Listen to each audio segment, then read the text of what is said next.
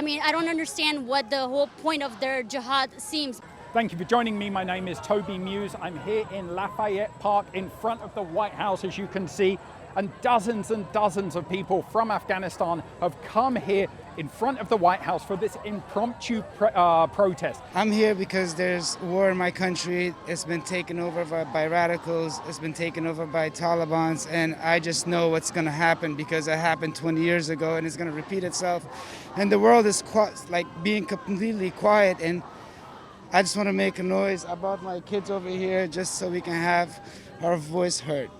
They chant, save Afghanistan. They have these posters that are blaming the Taliban for the recent violence in the country, and they're really here to protest the situation. They're trying to demand that the White House do more. We've spoken to a couple more people here at this protest.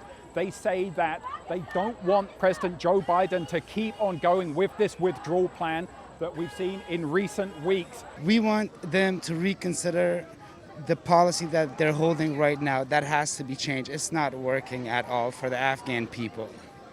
There's a real feeling here of surprise but also hopelessness, and that's kind of reflected in all of Washington, D.C. Over the course of this week, this country has been this city, I should say, has been stunned by the progress of the Taliban throughout Afghanistan. And now today, on this Sunday, we're seeing the images of the Taliban just wandering through Kabul, the capital. And just to give you an idea of how quickly this has moved, it was a week ago, intelligence officials were telling journalists that they thought in the worst case scenario that the government of Afghanistan could hold on, the worst case scenario that the government could hold on for 30 days. We came here as a community to raise our voices for back home. Right now, Afghanistan being invaded by Taliban, who are very, as you know, for the past many years, they've been an oppressed group, and they have no mercy on children, especially women. They have no mercy on them. There's no fair treatment of women, and people have very harsh life living under their rule and their governance. Now, President Joe Biden is standing by his decision. He put out a statement this weekend, and he really put the blame onto the Afghan military. He said, if the Afghan military will not or cannot fight, then there's not much America can do.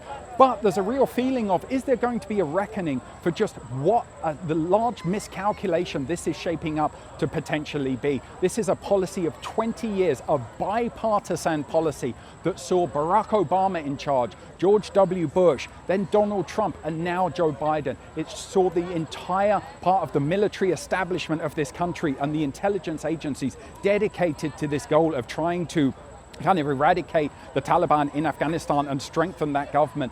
And at the moment, it's just, there's really not much to report. So the whole point of this is to come as a community and raise our voices, raise awareness, and hoping in the hope that White House, Joe Biden, and the Biden administration as a whole, our allies, the NATO, will do something to hear our voices and take some action against Taliban. One final thing, another thing that the White House has been saying to kind of justify its actions is saying that this was really, a lot of the fault was down to the former administration of former President Donald Trump, who was negotiating with the Taliban last year, and they did agree this schedule. We've heard the Secretary of State say this today in kind of giving the reasons for the actions of this government, saying that, well, because there had been this schedule agreed by the two sides, the Taliban had ceased its attack on US soldiers. If they were to kind of scrap that schedule, they said what could happen is if the US troops were to stay longer in Afghanistan, what you could end up seeing was Taliban attacking US troops, setting off a new cycle of violence that would then keep the US soldiers there. But when you speak to people, that's actually what they want to hear. They want to hear that the US soldiers would be sent back. At the moment, there's 6,000 US troops, but really they're there just to oversee the evacuation of the final people to get them out of Afghanistan. And we should say that the majority of Americans do want to see the US to get out of Afghanistan. Perhaps as they see the images coming out of Afghanistan, they wanted the US to leave the country, but many will say not in this way. My name's Toby Muse. Thank you for joining me. We're reporting here from Washington, D.C. Thanks for tuning in.